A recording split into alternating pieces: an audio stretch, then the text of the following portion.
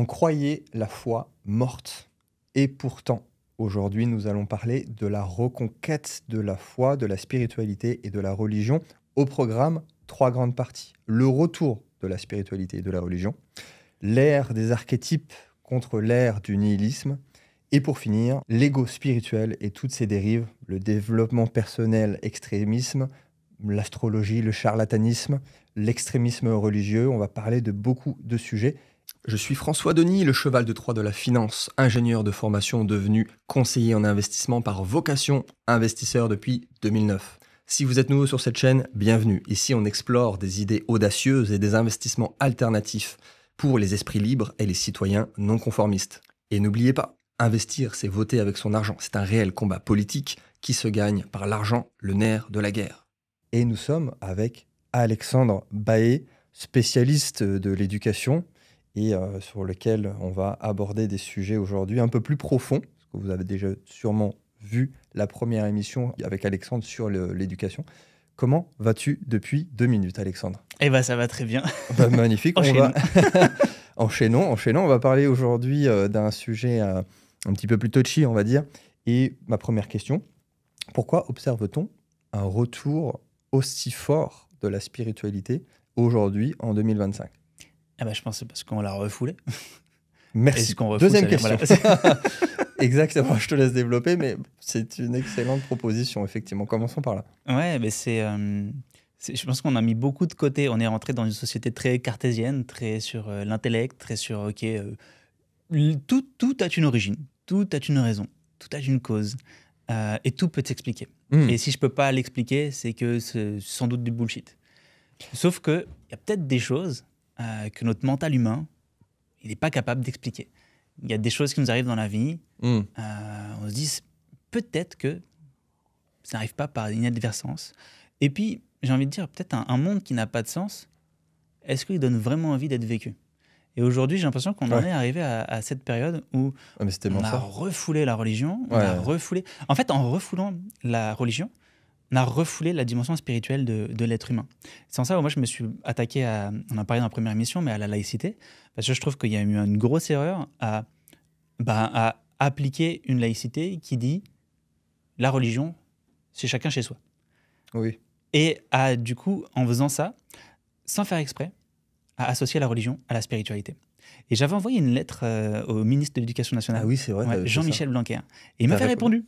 Ok, il m'avait répondu. Et grosso modo, merci pour votre ouvrage, pour l'effort fait. Et puis, grosso modo, après, il résumait que la laïcité, encore une fois, c'était l'aspiration du spirituel et intéressant de l'institution. Et là, je me dis, mais non, à mon avis, il n'a pas lu le livre. Parce que dans les premiers chapitres, c'est la différence entre la spiritualité et la religion. Et ça m'a frustré parce que, en fait, il associait religion et spiritualité, alors que c'est deux choses qui n'ont rien à voir. La religion l'un et l'autre, et inversement. Si tu fais, certes, si tu parles de religion, tu n'es pas neutre, c'est pas laïque. Si tu en parles dans l'école, et du coup, tu laisses ça à la sphère privée, ok, ça c'est normal, parce que c'est de l'idéologie. Ouais. Par contre, la spiritualité, c'est davantage penser à mon rapport à moi, au monde et aux autres. Et en fait, c'est de la connaissance de soi. Et ça, on pourrait vraiment en parler à l'école. Si là, on fait une formation sur un outil de connaissance de soi, mais tu nourris ton potentiel spirituel. Et tu nourris cette dimension. Et le fait est que, vu qu'on a considéré que spiritualité était égale à religion dans l'institution, on a refoulé ça, et tout ce qui est lié à la connaissance de soi, au savoir-être, à l'être de manière générale, on l'a malmené. Et quand on refoule quelque chose, c'est comme les personnes qui gardent en eux une colère. À un moment, ça pète. Soit c'est l'entourage proche qui prend, soit c'est un objet. C'est ça. On en a besoin, la spiritualité. Pour moi, c'est le haut de la pyramide de Maslow. Tout à fait. Qu'on a oublié. Et qui n'est pas forcément dedans. Besoin d'accomplissement, mais en fait, au-delà, il y a le besoin d'éternité. Le besoin de sentir qu'on laisse une trace et que notre existence est utile. Alors peut-être qu'elle ne l'est pas, et peut-être que l'humanité et notre conscience, c'est une erreur de la nature. Démontrer mathématiquement, oui. On ne peut pas le démontrer, ou pas. Moi, que certains ont essayé de le démontrer scientifiquement, effectivement. Ouais. Donc je pense que c'est avant tout un parce qu'on a refoulé ça et qu'on est à une période où on a perdu le sens. On voit qu'on est dans une société consumériste. Bien sûr. Il y a du progrès, c'est génial, mais c'est combien Oui, 60% de la biodiversité qui s'est effondrée en 40 ans. On Ouais. est conscient qu'il y a un problème et que notre modèle, il n'est pas viable sur le long terme. Donc c'est un renouveau. Mais ouais, c'est ça. C'est-à-dire que Quête même d'un- pour ceux qui suivent mes travaux, mes travaux, ça vient pas de moi, mais sur lesquels j'ai approfondi le sujet sur les cycles civilisationnels. Donc, il y a les cycles de 550 ans. Dans les cycles, il y a des cycles, c'est des poupées russes. Et il y avait le cycle qui est en train de se terminer de 99 ans de nihilisme. Donc, on était en plein dedans. Donc, nihilisme, c'est réfuter la spiritualité, hein, c'est la définition. Et on est en train de sortir de ça. Ce qui fait un lien, parce que tu as posé les bases finalement dans ta réponse. Est-ce que tu penses que, en toute logique, dans le cycle suivant, le monde de demain, est-ce que tu penses que les religions principales auront un vrai rôle à jouer dans ce cycle? Ou est-ce qu'il y aura quelque chose de vu autrement? Je pense que les religions, elles ont un rôle à jouer maintenant.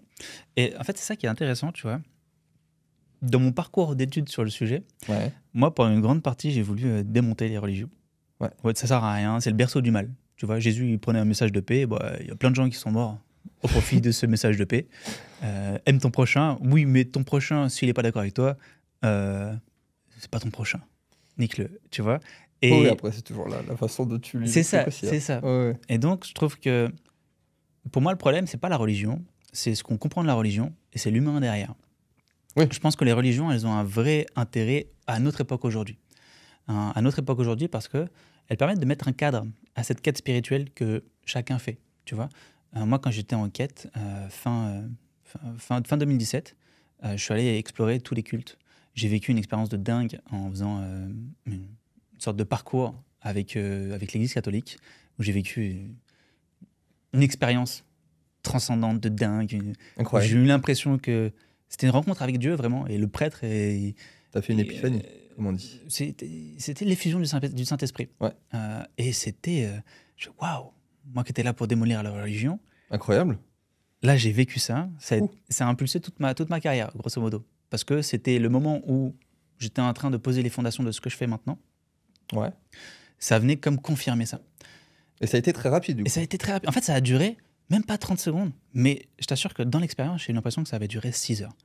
C'est un moment où Waouh. j'ai eu l'impression que je tombais dans l'univers et à la fois l'univers naissait en moi, tu vois. Mm. Je me suis senti tout le monde, tout, tu vois. J'ai senti le tout, mais après, d'un point de vue psychologique, c'est une connexion à son soi, on parlera peut-être après. Ouais. Et c'était dingue. Et à la sortie de ça, franchement, je suis beaucoup questionné parce que j'étais très agnostique et assez contre les religions. Je me dis, qu'est-ce qui s'est passé là? Et je suis allé voir du côté de l'islam, où j'ai fait un ramadan avec eux. Ah, si je me trompe Ouais. pas, je t'arrête, mais t'as lu la Bible, le Coran. Bible, Coran, et la Bhagavad Torah. Gita, Ok. le Tao, Ok. tout ce qui pouvait, le Kybalion et tout ce genre de trucs aussi. Vas-y, je te laisse continuer. Et en fait, tu t'aperçois qu'il y a une sorte d'essence Ouais. partout, tu vois. Mais pour finir, donc j'ai fait ce parcours avec l'Église catholique. Après, je suis allé faire un ramadan avec pour le coup, l'islam. J'en suis revenu, j'ai pas été jusqu'au bout parce que ça me dérangeait, en fait, j'ai pas lu le Coran. J'avais pas lu le Coran à l'époque. Ok, allez, oui. Et moi, j'aime bien... Tu veux lire avoir le livre fait un avant de voir le minimum, film. au moins... Ouais, bah c'est... C'est un peu ça. C'est toujours mieux le un livre peu ça, que le parce film. qu'en fait, on me partageait des choses là-bas. Ok. On me partageait des choses, mais moi, j'avais pas de recul. T'avais moins Tu de vois. contexte, forcément. J'avais moins de contexte, exactement. Et puis, les prières étaient en arabe. Mais ce qui était super intéressant, j'en ai... Tu vois, ce moment-là, j'en ai vraiment pleuré, parce que c'était 2017, 2018, on était pas très loin du Bataclan. L'islam, elle avait pas une bonne presse. Et j'ai été accueilli vraiment comme un frère. Et en fait, j'ai été confronté aux stéréotypes que j'avais sur les musulmans et sur l'islam. Et en fait, j'ai passé un moment qui était tellement fraternel, tu vois. J'avais pas vécu ça. Même en étant, moi, j'ai fait mon catéchisme, même si aujourd'hui je me revendique d'aucun culte, j'avais pas vécu ça. Et donc, en fait, humainement, je fais waouh. Et c'est ça que j'ai trouvé beau. Je fais, on se réunit pour quelque chose de plus grand. Il y a une essence spirituelle. Ouais. Et c'est nourricier. Et en fait, ce qui est intéressant, c'est qu'en faisant ces prières, la présence que j'avais sentie, cette connexion à Dieu, ou cet éveil, je sais pas comment on peut l'appeler, et ben, je l'ai senti aussi là-bas. Après, je suis allé dans les temples bouddhistes. Je l'ai senti aussi. Et je fais, OK. Tous les courants religieux. Le voyage en terre inconnue, tu as fait le reportage. Ouais, j'ai fait le Tu reportage. as fait la totale, ok. Et en fait, ce que j'ai trouvé intéressant, c'est que du coup, dans toutes ces cultures religieuses, eh ben, tous ont peut-être un filtre de la vérité. Ouais, il y a peut-être quelque chose de plus grand, mais que notre mental humain, peut-être qu'il n'est pas capable de comprendre. Qu'on peut tous expérimenter. Parce que j'ai l'impression que, qu'on soit bouddhiste, musulman, chrétien, ou même qu'on soit d'aucune religion, mais qu'on s'intéresse à la spiritualité et qu'on cherche plus ou moins un éveil, l'expérience de l'éveil, la connexion à Dieu, la connexion au Saint-Esprit, l'expérience du Saint-Esprit, c'est un peu la même dans les faits. Ça ressemble un peu aux expériences de mort imminente, où c'est blanc, c'est une expérience de plénitude, et c'est un peu la même partout. Tu vois, et donc moi, après, je me suis attelé à justement, et si on allait voir derrière le rideau de la religion. Et pour finir sur ce sujet, pour te prendre un exemple qui conclut bien, c'est dans la Bhagavad Gita, donc du coup la Bible de l'hindouisme.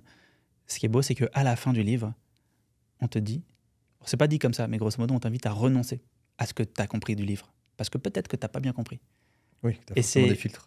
Tu as filtré, c'est exactement ça. La parole de Jésus, il a dit des trucs, mais quand tu lis l'évangile, c'est Philippe qui est du coup un évangile apocryphe, où tu as les paroles de Jésus, mais chacun va comprendre ça à sa sauce. Oui, bah déjà, c'est les apôtres qui l'ont écrit. C'est ça. C'est directement pas lui. Donc, c'est ça. Et même si c'était lui qui le disait, comme par exemple le Coran, qui a du coup été révélé, et c'est pareil, ça a été interprété par une personne, avec son filtre à lui. Et donc peut-être qu'il s'approchait de la vérité, mais il en a compris ce qu'il pouvait en comprendre avec son bagage intellectuel et sa conscience à l'époque. Et donc je pense que les religions aujourd'hui, elles ont un rôle qui est fondamental pour éviter ce communautarisme extrême. Et pour moi, il y a quelque chose de l'ordre du dialogue interreligieux qu'elle pourrait permettre. Tu vois, j'avais échangé avec... quand j'ai fait le ramadan, l'imam disait, moi ce que j'adorais, c'est faire du foot avec des chrétiens, proposer aux jeunes de faire des trucs ensemble. Et je pense que... Un match catholique versus musulman. Ouais, versus catholique versus musulman, ou alors mélanger tout le monde, tu vois. Bien sûr, mélanger tout le monde. Et je pense que pour moi, il y a quelque chose à faire là-dedans, de leur côté. Et après, c'est à chacun de nous, en tant qu'être humain, de cheminer et de s'apercevoir que c'est juste un cadre culturel pour penser une spiritualité. Et dans la spiritualité, on va trouver la même chose, plus ou moins, partout. Ouais. Tu vois. Donc, pour moi, elles ont une importance maintenant, les religions. Et dans le futur, moi, ce que je souhaite, c'est qu'il y ait une sorte d'universalisme. On comprenne que derrière chaque filtre religieux, on parle de la même chose, on retrouve les mêmes archétypes, on retrouve les mêmes sagesses. Et je pense que c'est vers ça qu'on va cheminer petit à petit. Tu vois. Et ça qui est intéressant, à la fois, il y a une sorte d'effondrement des religions, mais à la fois, il y a un regain d'intérêt. Oui, tu vois. Tout à fait. Moi, je m'attendais, justement, j'ai lu des livres qui parlaient de ça, de personnes qui sont spécialisées dans la laïcité et culture des religions, qui disaient, on assiste à la fin des religions, elles ne seront plus forcément très utiles. Il y a un mec qui s'appelle Richard Dawkins, je ne sais pas si tu connais ce mec. Richard Dawkins, et il a écrit des livres qui sont exceptionnels sur ça, c'est Dieu ne sert à rien, Dieu ne sert plus à rien. Okay. Et grosso modo, ces écrits vont en faveur de la religion va disparaître parce qu'elle ne sert plus à rien. Et effectivement, pour une partie des gens, elle ne sert plus à rien. Et on croit de moins en moins. La place de l'Église est beaucoup moins importante. Et à la fois, il y a un regain de spiritualité qui invite peut-être à voir dans chaque temple religieux simplement un temple. Finalement, même si c'est encore plus récent, mais il y a un regain de l'Église. Je ne sais pas ça, si tu le vois, tu le sais. Alors, je ne sais pas si tu vas à l'Église. Bah, je ne vais pas à l'église, mais je le vois. Et, ça aussi, alors, je suis sorti de nulle part, mais c'est vrai que là, Noël et Pâques, je ne pouvais pas rentrer dans l'église. Ce n'était pas le cas les années précédentes. C'était blindé, toi. Moi, je partage parce que on en parlait en off tout à l'heure, mais il y a la série Chosen. Série Chosen qui retrace la vie de Jésus.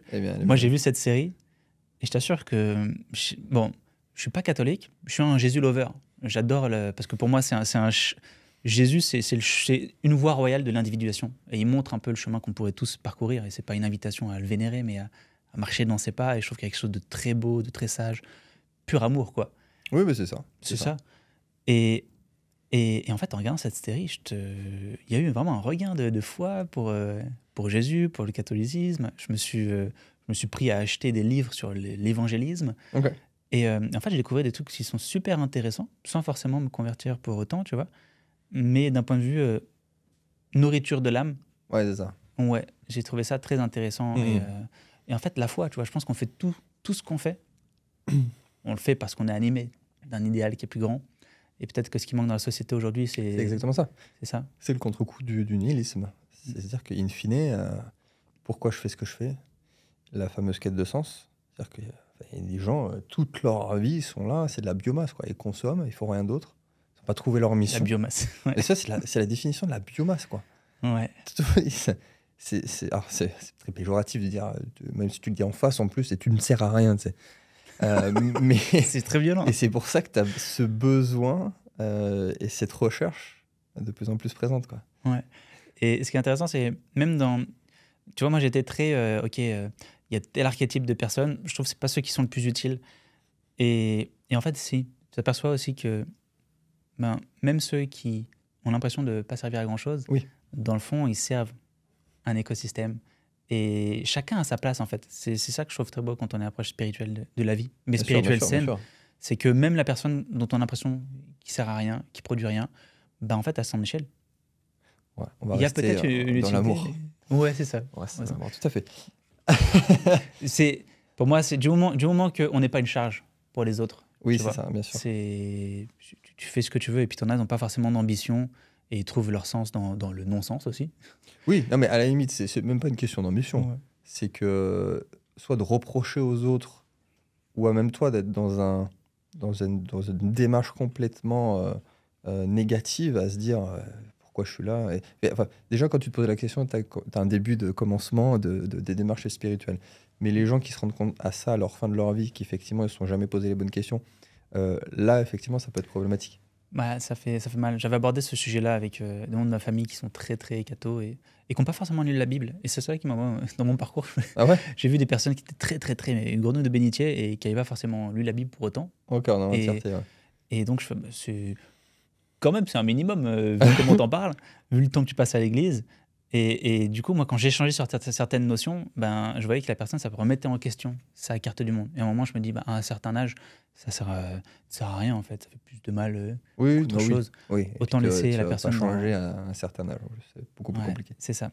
Mais là, pendant qu'on parlait, je pensais à un moment, tu avais dit sur je sais pas si c'est une interview ou une émission, mais que toutes les choses de grandes qui ont été faites par l'humanité, il y avait un idéal spirituel. Et tu avais parlé des Oui, pyramides, tu avais parlé des c'est la cathédrales. transcendance. Oui, c'est ça. Voilà, quelque chose de transcendant.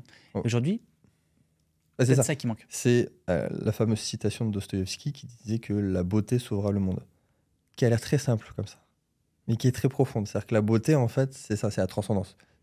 Si tu n'as pas de démarche spirituelle, tu n'as pas de transcendance. Si tu n'as pas de transcendance, tu n'as pas de beauté. Et dans la beauté, tu la trouves partout, hein. C'est-à-dire que si tu es boulanger, c'est dans l'excellence que tu vas mettre dans le fait de ton activité de boulanger. Ou de construire des cathédrales, ou de faire autre chose, mais ça peut être n'importe ou d'être un sportif, ou d'être un artiste. Tu vas mettre ton excellence et tu vas te transcender par ça. Mais c'est une démarche spirituelle. Et si tu l'as pas, justement, moche, beau, c'est pareil. Pas envie de me transcender pour rien parce que je suis nihiliste. Toi. Ouais. C'est ça, en fait. La vraie conclusion et qui fait que une personne qui est dans cet état-là va être différente de quelqu'un qui ne l'est pas. Enfin, pour moi. Ouais, je te rejoins. Je pense que tout est on se met en mouvement parce qu'il y a quelque chose de plus grand et qui nous transcende. Ouais. Et même nos projets. Nos projets, quand on a la foi, quand on. Oui, quand à son on- échelle. Ouais. Tous nos projets, ils ont quand même plus de chances d'aboutir, je trouve. Quand il y a quelque chose de transcendant, il y a vraiment un sens qui est très très fort. Moi, j'aime bien cette idée de mettre Dieu au service de notre projet. On se sent porté, tu vois, quand tu Bien sûr. es croyant, quand tu te sens relié à un culte ou à quelque chose d'au-dessus. Oui, Ton il y a tout ce projet qui est va ému avec, par c'est quelque chose de que plus. tu n'abandonnes pas, tu vas penser à la finalité, aux autres et au chemin que tu vas faire pour y arriver. Tu vas pas réfléchir uniquement par l'aspect financier, c'est-à-dire que c'est le projet qui va aboutir à du chiffre d'affaires et c'est pas le bénéfice qui est le projet en tant que tel. Donc dans tout ça, tu retrouves beaucoup aussi la démarche, l'entrepreneuriat spirituel. Ouais. Est-ce que les archétypes, qui est comme le sujet de ton dernier livre, est un peu le lien entre l'éducation et la spiritualité? Ouais. Et en fait, dans les archétypes, moi j'ai découvert cet outil en 2017. Et tu vois, je sors le livre que maintenant, en 2025, parce que je voulais vraiment maîtriser le sujet. Et je savais que c'était ultra deep, mais qu'il me manquait des choses. Ok. Donc j'ai pris le temps de creuser, j'ai pris le temps de chercher, j'ai pris le temps justement de intégrer ce que j'avais intégré d'un point de vue spirituel pour faire le lien. Et en fait, pour moi, tu as l'ego et le soi. Le soi, c'est notre part un peu divine, notre essence spirituelle, mais d'un point de vue psychologique, on pourrait dire simplement notre totalité psychique. Ok. Mais slash Dieu, parce que quand on n'est pas connecté à ça, on projette ça sur l'Église, sur un culte, et en fait, le culte fait office de support pour connecter avec cette essence. Et c'est pour ça que je suis dans le mal, je me reconnecte à la foi, bah, je vais mieux. Pourquoi ? Parce que je reconnecte à une part de moi qui est complète et qui est pleine. Mais toutes les personnes les plus spirituelles, religieuses que je connaisse, et qui n'étaient pas initialement, on va dire, qui n'étaient pas tombées dedans dans la marmite quand ils étaient petits, c'était parce qu'ils avaient eu un moment très difficile. Et ça les a sauvés. Ça les sauve, parce que pour moi, c'est ça la fonction de la religion aussi. La fonction de la religion, c'est de créer un lien entre mon soi, qui est une entité psychique, mais qui est à la fois... Carl Jung, il appelle le soi quand même l'image de Dieu, c'est l'imago Dei. Ouais. Et donc, à travers la religion, je me lie à ça. Mais je peux aussi apprendre à le faire pour moi-même, parce que si je suis juste dans un rapport de moi et Dieu, je me prive de ce que Jung appelle le process d'individuation, qui permet de mettre Dieu au service de ses projets, mais qui permet surtout de trouver Dieu à l'intérieur de soi. Et je pense que c'était l'invitation de Jésus, c'est l'invitation de beaucoup de sages. Et donc, les archétypes font le pont entre... Là, pourquoi tu fais les choses, toi, en tant que François ? Tu as des archétypes qui t'animent. Derrière tes archétypes, il y a des besoins qui se cachent. Mais à la fois, il y a quelque chose de l'ordre du mythe.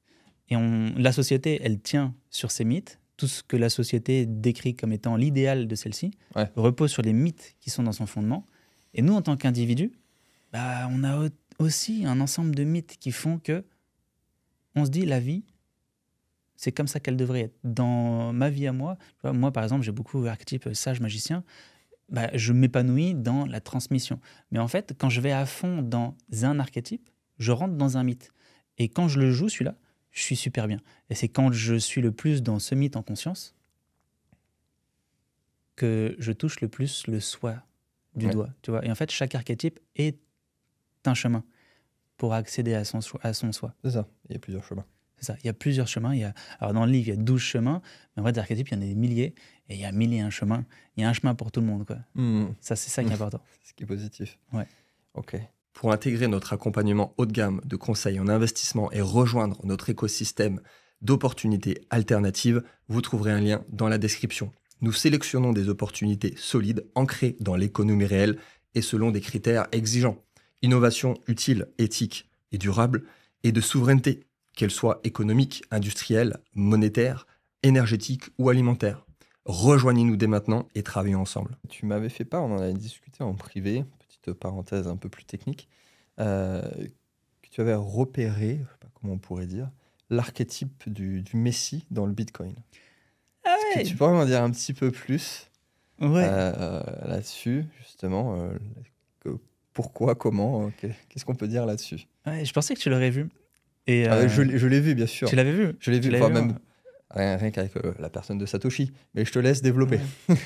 En fait, ce qui est intéressant, c'est... En fait, j'ai fait le parallèle à travers Dark Vador à la base. À travers Dark Vador. Dark Vador connaît sa mère, Shmi Skywalker, mais son père, on ne le connaît pas. Et à la base, avant d'être Dark Vador, c'est juste Anakin et c'est censé être l'élu qui va rétablir l'équilibre dans la force. Et si on regarde, Dark Vador, son mythe, il est calqué sur le mythe de Jésus-Christ. Aussi, on connaît son père, qui est Dieu, et puis on connaît sa mère. Mais sa mère physique, son père, en fait, on ne connaît pas physiquement. C'est une entité toute puissante. C'est ça. Et en fait, c'est principe féminin, principe masculin qui va donner naissance à l'élu. Et en fait, dans le Bitcoin, moi, ce que je vois là, c'est où est-ce qu'il est né, Bitcoin ? Il est né sur Internet. Et Internet, c'est un principe féminin pour moi. C'est le réseau fertile. C'est un réseau fertile, exactement. C'est la matrice. C'est la matrice et c'est féminin. Donc, on a ici Shmi Skywalker ou l'archétype de Marie, entre guillemets, dans cette histoire du Bitcoin. Ok, j'associe pas Marie à Internet. Et le père, Satoshi Nakamoto, on connaît le principe. On sait qui c'est, mais on ne sait pas qui c'est. On ne sait pas qui Ouais. c'est. Et donc, il y a Il ce y a même principe plus, donc ça masculin. pourrait être même plusieurs personnes. Plusieurs personnes. Une seule personne, ça peut être, on ne sait pas. On ne sait pas qui c'est. Et ce qui est intéressant, en fait, c'est qu'on s'en fout de savoir qui c'est. Ah oui, Là, maintenant, dans oui. ce qui est intéressant, c'est le mythe que ça a C'est ce créé. qu'il a engendré et ce qui est intéressant. C'est ça. Mm. Et donc, il y a ce principe féminin qui a été fécondé par ce Satoshi Nakamoto, le Bitcoin. Et le Bitcoin, bah, il se présente exactement comme JC, comme Anakin. C'est la fusion. Oui, et je dirais même plus loin que le développement du Bitcoin, c'est-à-dire que dans la perception, puis dans l'intégration des gens, ça a été pas loin de la religion. C'est-à-dire que il y a d'abord la démarche cyber-libertarienne, vraiment anti-système, anti-étatique, il y a quelque chose de nouveau, incroyable qui vient d'arriver. Et ensuite, on est maximaliste, quoi. D'où il y a aussi le terme de Bitcoin maximaliste, mais on ne jure que par ça. Mhm. Mm. Ouais, bah, je sais pas toi, tu te revendiquais pas comme évangéliste Oui, du Bitcoin c'est- au début. Je parlais d'évangélisation, effectivement, du Bitcoin, où je disais que dans tout contenu, si j'arrivais, en fait, là aussi tu retrouves la démarche religieuse, si j'arrivais à convaincre quelqu'un pour rejoindre le Bitcoin, tu pourrais le remplacer par la religion, bah, c'était quelque chose de gagné. Parce qu'effectivement, il y avait beaucoup plus d'avantages que le système précédent. Mais on voit quelque chose de messiatique, du coup, Ouais, dans le Bitcoin. Et je trouve le parallèle super intéressant. Maintenant, est-ce que ça va devenir Dark Vador oh, ouais, effectivement. ou pas? C'est une vraie question que moi, je me suis posée pour le Bitcoin. Et c'est pour ça que j'ai pas mis très peu de Bitcoin. Parce que justement, moi, je te rejoignais pas forcément sur ça.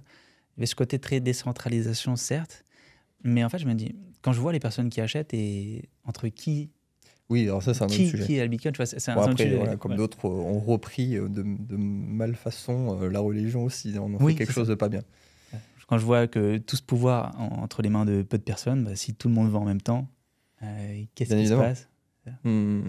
Donc c'est très beau et à la fois, bah, encore une fois, c'est comme tout. Hein. C'est ce qu'on en Ça fait. peut être dangereux. Ouais. C'est ce qu'on en fait qui fait que c'est bien ou que ça ne l'est pas. Cette parenthèse d'évangélisation crypto-actif. Merci pour cette précision. Dernier point, si je peux me permettre, on a parlé de beaucoup de choses positives d'un point de vue spirituel et religieux.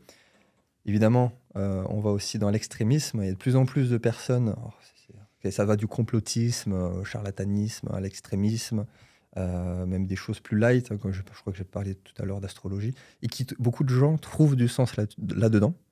Alors, je pense que tu vas me dire que oui, c'est normal, parce que c'est la logique est la même, mais est-ce que tu pourrais nous en dire un petit peu plus dans cette culture du besoin de reconnaissance et d'appartenance aussi, peut-être, dans tous ces dérives? Tu pourrais repréciser pour bien comprendre là où tu veux qu'on aille. La démarche et la logique des gens d'aller vers ces mouvances-là, qui sont aussi, c'est des marchés qui représentent aussi, même d'un point de vue financier, si on regarde que le chiffre d'affaires, qui sont en train d'exploser. Et tu retrouves avec des gens qui en profitent, qui vont manipuler des gens. Il y a eu la mode, c'est pas une mode, ce serait pas bien de dire ça, mais il y a eu le complotisme avec le Covid. Du coup, ça donnait des archétypes, pour reprendre ton thème, de personnes qui étaient vraiment dans une case, il fallait croire ça, ça, ça, ça, ça. Et on est arrivé sur des discours complètement fous, et c'est toujours le cas, sur telle ou telle thématique, sur telle ou telle chose. Mais c'est une spiritualité dans l'extrémisme. Pourquoi les gens se radicalisent Oui, c'est radicalisent ça. leur Quelle pensée. soit la Quelle qu'elle soit, radicalisation, ouais. qu'elle soit religieuse ou complètement affondée sur des choses qui même remontent à des millénaires. Pour moi, il y a tout tourne autour de l'identité à chaque fois. Ouais. Et derrière toute idéologie, il y a des marqueurs identitaires. Et moi, je pars du principe qu'on a du mal tous à savoir qui on est et on vient tous se marquer identitairement. Je suis catholique, je suis musulman, j'ai une étiquette. Je suis complotiste, j'ai une étiquette. Et cette étiquette m'ouvre à un milieu d'appartenance. C'est ça. Et c'est ça qui est très intéressant. Alors, dans les archétypes, tu as l'archétype du statu quo, qui est l'archétype qui se développe sur notre besoin d'appartenance.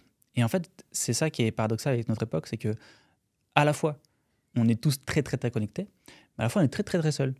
Et on a du mal à se sentir appartenir à quelque chose. On a du mal à se sentir appartenir à un mouvement, ou en tout cas, on est en quête de celui-ci. Oui. Et même si on trouve d'autres mouvements, c'est jamais assez, parce qu'on a besoin d'être reconnu. Et plus je vais me radicaliser dans l'idéologie que j'ai, plus je vais être reconnu pour celui-ci.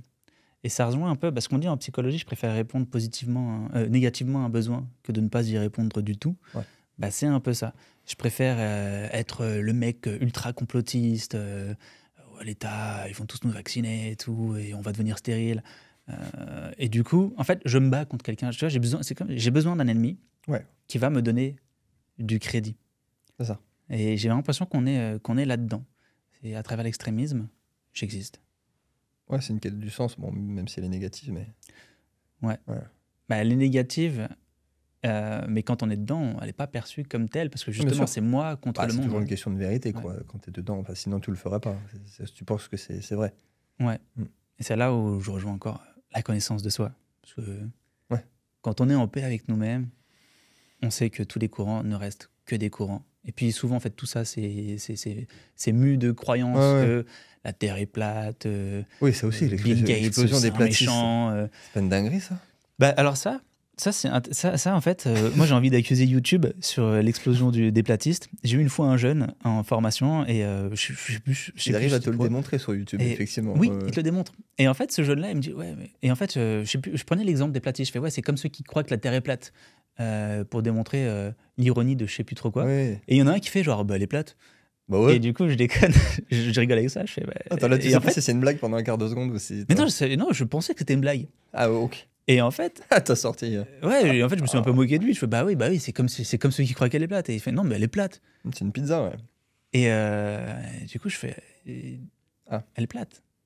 Il fait, bah ouais, elle est plate. Quand tu regardes, tu vois pas que ça tombe comme ça. Ça se voit que c'est pas une boule. Et du coup, il rentre dedans. Il t'a donné le lien YouTube pour... okay. C'est là où j'ai compris, en fait. Parce qu'à la base, il pensait qu'elle était ronde. Sauf que, alors, ça donnait un débat qui était intéressant parce que moi, j'étais l'enseignant. Je me dis, bah, je peux pas me foutre de sa gueule.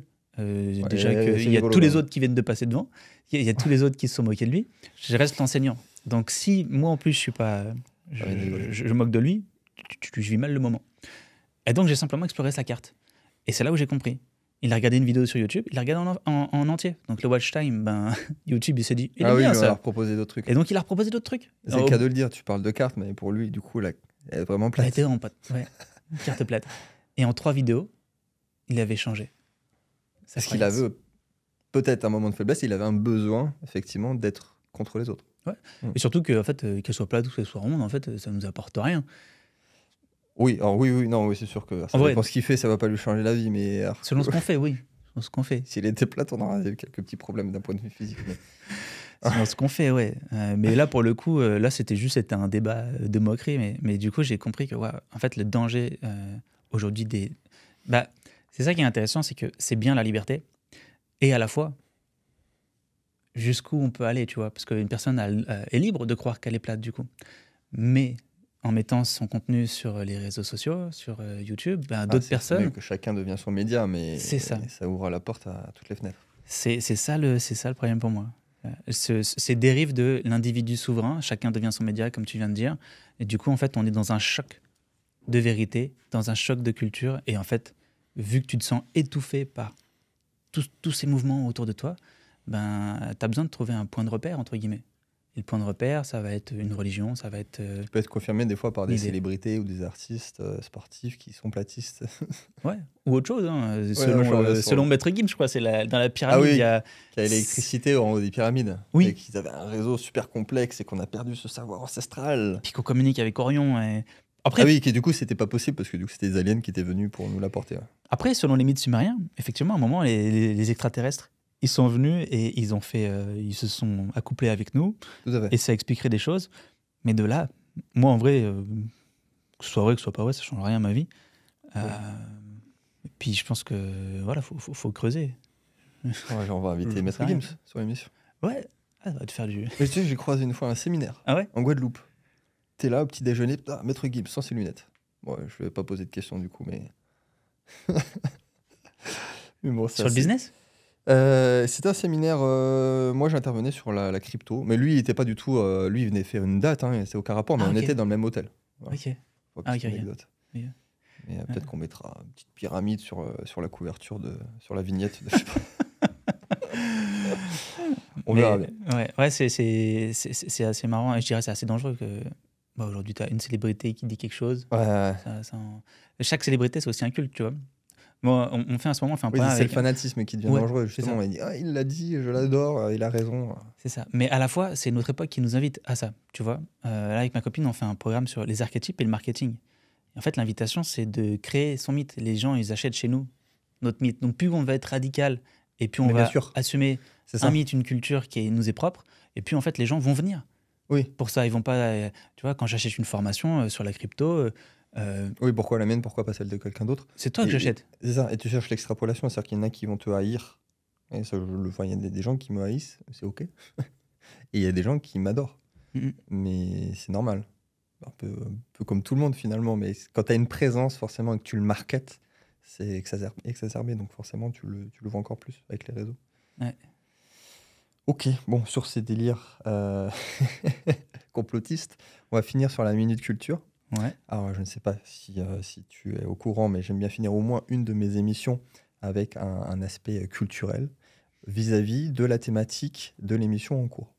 Donc, je vais te demander, alors, je vais te laisser quelques secondes pour y réfléchir, et moi aussi, je vais y répondre, pour me partager une ou deux œuvres. Alors, ça peut être un livre, ça peut être un film, ça peut être une musique, qui, pour toi, serait la définition justement de la spiritualité.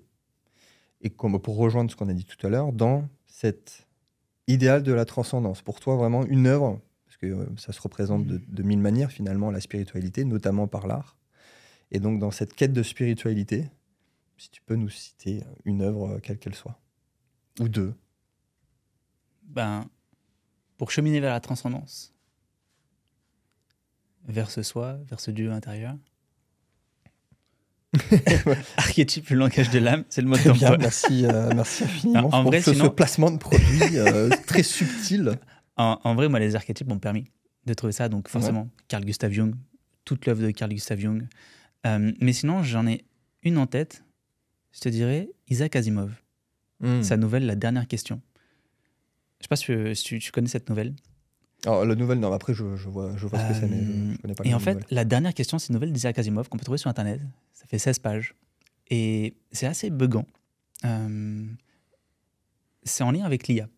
Et je trouve ça intéressant d'introduire l'IA sur sur la dimension de la spiritualité, parce que je pense que l'IA va aussi changer pas mal la façon dont on pense notre spiritualité.